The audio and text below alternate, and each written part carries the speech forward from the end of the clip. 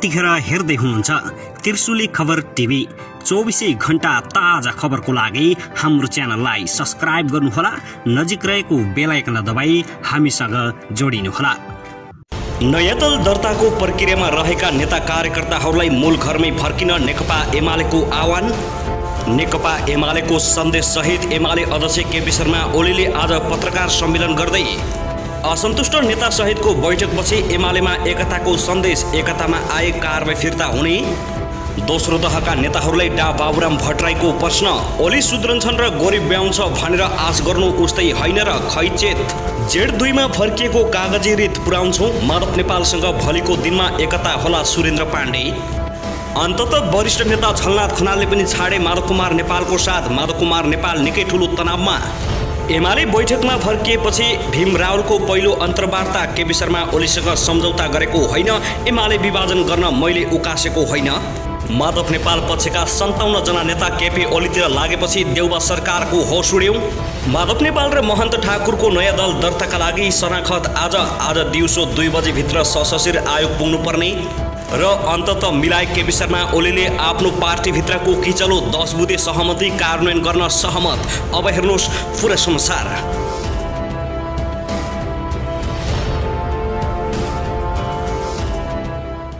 दर्शकबिन नमस्कार, तपाईहरुलाई हार्दिक स्वागत छ हाम्रो च्यानल त्रिशुली खबर टिभीमा। यदि हाम्रो च्यानललाई अहिलेसम्म सब्स्क्राइब गर्नु भएको छैन भने सब्स्क्राइब गरी नजिक रहेको बेल आइकन दबाई हामीसँग जोडिनुहोला। दर्शकबिन सदाझै आज पनि हामी तपाईहरुमाझ निकै महत्त्वपूर्ण खबरका साथ उपस्थित भइसकेका छौं। यो भिडियोलाई अन्तिमसम्म हेरी हामीले साथ दिनुहोला। दर्शकबिन हाम्रो मेहनतको लागि एउटा सानो लाइक गर्न भने नभुल्नुहोला। दर्शकबिन अब लागौं पहिलो खबरतर्फ। जनता समाजवादी पार्टीका संघीय परिषद अध्यक्ष डा बाबुराम भट्टराईले एमालेका दोस्रो तहका नेताहरूलाई लक्षित गर्दै उनीहरू दूरदृष्टि र कुनै विचार नभएको टिप्पणी गरेका छन्। माधव नेपालको साथ छाडेर अध्यक्ष केपी शर्मा ओलीसँग लागेका स्थायी कमिटी सदस्यहरूलाई संकेत गर्दै पूर्व प्रधानमन्त्री समेत रहेका डा भट्टराईले सामाजिक सञ्जाल मार्फत यस्तो टिप्पणी गरेका हुन्। नेता भट्टराईले उनीहरूमा 70 आसपासका बुढा नेताहरूको जति पनि सत्य र न्यायको परक, दूरदृष्टि तथा विद्रोह चेत आँट नभएको टिप्पणी गरेका हुन्। भट्टराईले ओली सुध्रन्छन् र गोरु ब्याउँछ भनेर आश गर्नु उस्तै भएको टिप्पणी गरेका छन्। उनले सामाजिक सञ्जालमा लेखेका छन्, हामी 70 आसपासका बुढाहरूको जति पनि सत्य र न्यायको परख र दूरदृष्टि तथा विद्रोही चेत आँट नभएका दोस्रो पुस्ताका नेताहरूलाई के भन्ने होला खै। बाघ बुढो र स्याल तन्नेरी बन्दा चित्त दुख्ला, ओली सुध्रन्छन् र गोरु ब्याउँछ भनेर आश गर्नु उस्तै होइन र भन्दै उनले प्रश्न गरेका छन्। चुनाव चिन्ह नै पार्टी हो र भन्दै उनले अर्को प्रश्न गरेका छन्।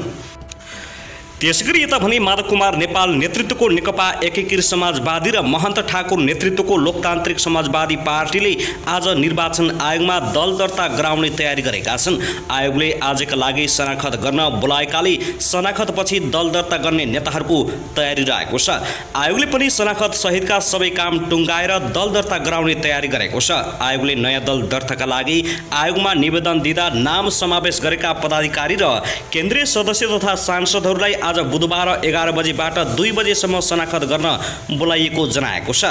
आयोगले नयाँ दल दर्ताको प्रक्रियामा आवश्यक पर्ने कानुनी व्यवस्था अनुसार दुवै दल दर्ताका लागि निवेदन दिँदा पक्षमा रहेका हस्ताक्षर सहित नाम बुझाएका केन्द्रीय सदस्य र सांसदहरूलाई शनाखतमा हाजिर हुन भनेको हो। केन्द्रीय सदस्यलाई नागरिकता वा मतदाता परिचय पत्र र सांसदलाई संसद सचिवालयले जारी गरेको परिचय पत्र सहित आयोगमा शनाखतका लागि बोलाइएको आयोगका प्रवक्ता राजकुमार श्रेष्ठले जानकारी दिएका छन्। नेपालको प्रस्तावित दलमा पुरानो दल एमालेबाट 57 जना केन्द्रीय सदस्यको नाम बुझाइएको छ। त्यसमध्ये 55 जनाले मात्रै हस्ताक्षर गरेका छन्।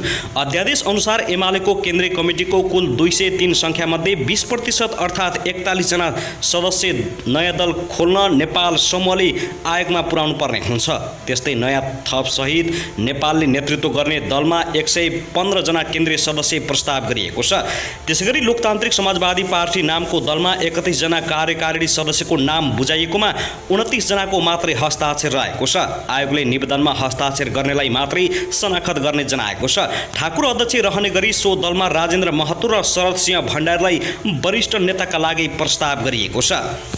दर्शकवृन्द, त्यसैगरी नेकपा एमालेका अध्यक्ष तथा पूर्व प्रधानमन्त्री केपी शर्मा ओलीले आज पत्रकार सम्मेलनको आयोजना गरेका छन्। पार्टी जीवनको पछिल्लो अवस्था र देशको समसामयिक राजनीतिक अवस्थाको बारेमा एमालेको धारणा राख्न पत्रकार सम्मेलन आयोजना गरिएको एमाले पार्टी कार्यालयका सचिव शेरबहादुर तामाङले जानकारी दिएका छन्। पार्टीका वरिष्ठ नेता माधवकुमार नेपाल, झलनाथ खनालले नयाँ पार्टी खोलिसके एमालेले पत्रकार सम्मेलन गर्न लागेको हो। सम्मेलन 11 बजे ललितपुरको च्यासल स्थित तुलसीलाल स्मृति प्रतिष्ठानमा हुने भएको छ। आज नेपाल पक्षका नेताहरू निर्वाचन आयोग पुग्ने कार्यक्रम रहेको छ। केही दिन अघि नेकपा एकीकृत समाजवादी पार्टी दर्ताका लागि निवेदन दिएका नेपाल पक्षका नेताहरू अहिले चन्द्रगिरी रिसोर्टमा पुगेका छन्। उनीहरूलाई निर्वाचन आयोगले आजै सनाखतका लागि उपस्थिति हुन समय दिएको थियो। त्यस्तै 9 महिनादेखि पार्टीमा असन्तुष्ट रहँदै आएका 10 नेता सहितको उपस्थितिमा हिजो भएको नेकपा एमालेको स्थायी कमिटी बैठकले आन्तरिक एकता सुदृढीकरणका लागि नयाँ सन्देश दिएको छ। पार्टीभित्रको आन्तरिक समस्या समाधानका लागि गत असार 27 गते कार्यदल स्तरमा भएको 10 बुँदे सहमतिलाई कार्यान्वयनको ठोस आधार तय गर्दै पार्टीलाई नेकपा माओवादी केन्द्रसँगको एकतापूर्वकको साङ्गठनिक संरचनाका आधारमा सञ्चालन गर्न बैठकले निर्देशन गरेको छ। पार्टीमा वरिष्ठ नेता माधवकुमार नेपाल लगायत नेताले एमाले छाडेर नेकपा एकीकृत समाजवादी दर्ताका लागि निर्वाचन आयोगमा निवेदन दिएको अवस्थामा नेता नेपाल पक्षमा रहेका स्थायी कमिटीका 10 र माओवादी केन्द्रबाट एमालेमा सामेल रामबहादुर थापा बादल सहित सहभागी बैठकले नयाँ दल दर्ताको प्रक्रियामा रहेका नेता कार्यकर्ताहरूलाई मूल घरमै फर्किन आह्वान गरेको छ। ललितपुरको च्यासल स्थित तुलसीलाल स्मृति भवनमा भएको बैठकपछि अध्यक्ष केपी शर्मा ओली, उपाध्यक्षहरू युवराज गेवाली, अष्टलक्ष्मी डा भीमबहादुर रावल, महासचिव ईश्वर पोखरेल, उपमहासचिव घनश्याम भूषाल, स्थायी कमिटी सदस्य थापा लगायतका नेताले सञ्चारकर्मीमाझ प्रस्तुत भई सामूहिक तस्बिर खिचाएका थिए। त्यसपछि बैठक ऐतिहासिक भएको जनाउँदै पार्टीका प्रवक्ता प्रदीप कुमार गेवालले पत्रकारलाई निर्णयबारे जानकारी दिएका हुन्। पार्टीमा दोस्रो तहका 10 नेता सम्मिलित कार्यदलले दिएको सुझाव प्रतिवेदनमा वरिष्ठ नेता माधवकुमार नेपालले शक्ति बाँडफाँड र विगतमा भएका कमी कमजोरीलाई नेतृत्वले महसुस गर्नुपर्ने लगायत अडान राखेपछि त्यसको प्रभावकारी कार्यान्वयन हुन सकेको थिएन। अध्यक्ष ओलीले पनि आफ्नो नेतृत्वको सरकारले हटाएर विपक्षी गठबन्धन बनाएर नयाँ सरकार गठनका लागि हस्ताक्षर र सर्वोच्च अदालतमा पुग्ने जस्ता नेपाल पक्षका कार्य क्षेममा नहुने जनाउँदै आएका थिए। नेता नेपालले यही भदौ 2 गते नयाँ पार्टी दर्ताका लागि निर्वाचन आयोगमा निवेदन दिएका थिए। सो निवेदनमाथि यही भदौ 9 गते यानि कि आज सनाखत हुने तय भएको छ। एमालेले नेपाल सहित 14 जना प्रतिनिधि सभा सदस्यलाई पदमुक्त गर्न संघीय संसद सचिवालयमा यही भदौ 1 गते पत्र पठाएको थियो। हिजोको बैठकले एकता प्रक्रियामा सामेल भएमा कुनै पूर्वाग्रह र कारबाही नगरिने निर्णय गरेको नेता गेवालले जानकारी दिएका छन्। प्रतिनिधि सभाको विघटन र पुनर्स्थापना, नेकपा भित्रको विवाद, एमाले र नेकपा माओवादी केन्द्रलाई पूर्ववत स्थितिमा फर्काउने सर्वोच्च अदालतको फैसला लगायतका घटनामा एमाले भित्र विवाद उत्पन्न हुँदै आएको थियो। एमालेका अध्यक्ष ओली र वरिष्ठ नेता नेपालबीच गत जेठ 2 गतेको सहमतिका आधारमा गठित 10 सदस्यीय कार्यदलमा संसदीय दलका उपनेता नेबाङ, उपाध्यक्ष डा रावल थिए। आजको बैठकमा निर्णय र यसको दूरगामी परिणाम, समसामयिक राजनीतिक प्रभाव र राजनीतिक स्थितिबारे जानकारी दिन बुधबार पार्टीका अध्यक्ष ओली लगायत नेताले उपस्थितिमा पत्रकार सम्मेलन गर्ने जानकारी दिएका छन्।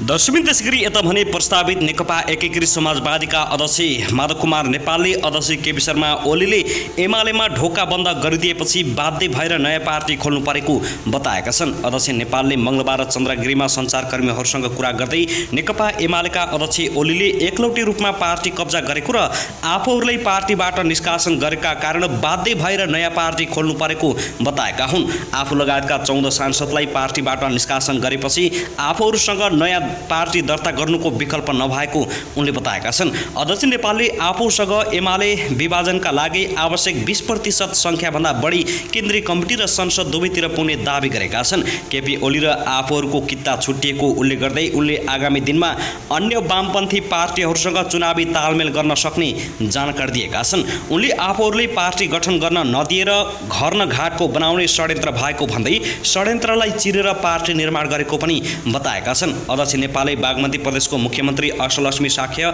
आफूसँग सल्लाह गरेर नि मुख्यमन्त्री बनेको पनि बताएका छन्। आफ्नो सल्लाहमा मुख्यमन्त्री बनेको भए पनि नयाँ पार्टी गठन पछाडि प्रदेश र स्थानीय तहको जनप्रतिनिधिले 21 दिनभित्र राजनीतिक पार्टी रोज्न पाउने कुरा उल्लेख गर्दै साक्यले कुन पार्टी रोज्नुहुन्छ सोही आधारमा बागमती प्रदेश सरकारलाई आफूले कसरी हेर्ने भन्ने तय हुने उनले बताएका छन्। यता नेपालकै पूर्व पार्टी नेकपा एमाले भने पार्टी केन्द्रीय कमिटी र संसद सदस्यबाट पदमुक्त गरेका 14 जनाको शनाखतलाई दल विभाजनमा मान्यता नदिन सर्वोच्च अदालतमा माग गरेको छ।